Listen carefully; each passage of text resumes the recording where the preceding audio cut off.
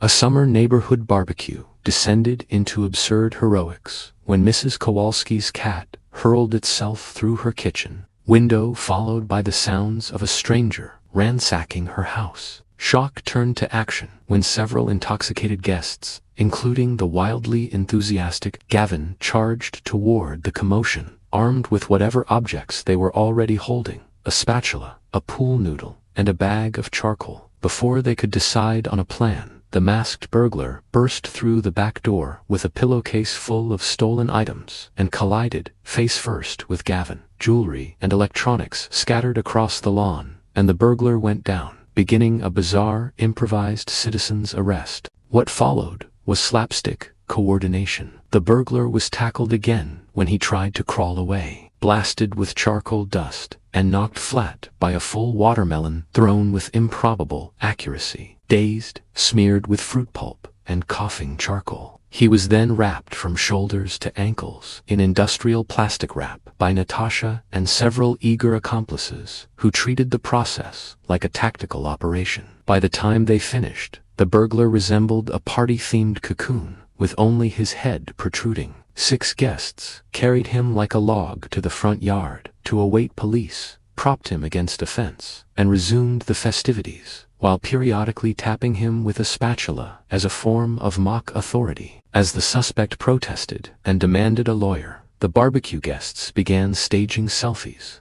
offering him food, and conducting a mock interview as though for a true crime podcast, asking about his criminal motivations and career path. The farce took a sharp turn when neighbors recognized the burglar from security footage, linking him to a series of unsolved break-ins over the past few weeks. Phones came out, videos were compared, and the crowd quickly concluded that the same masked figure, now immobilized in plastic wrap, had targeted several homes. The burglar's bravado evaporated as his legal exposure expanded beyond that afternoon's attempted theft. Police eventually arrived to find a watermelon-stained, charcoal-dusted, tightly mummified suspect wearing a party hat and sunglasses, while an entire block of residents hovered proudly nearby. The officers struggled not to laugh as they assessed the situation, ultimately deciding that, while unconventional, the capture constituted an effective citizen's arrest. Once freed from his elaborate restraints and formally taken into custody, the suspect, identified as Kevin Stout, was tied to more than a dozen burglaries. The photos of the impromptu arrest spread online,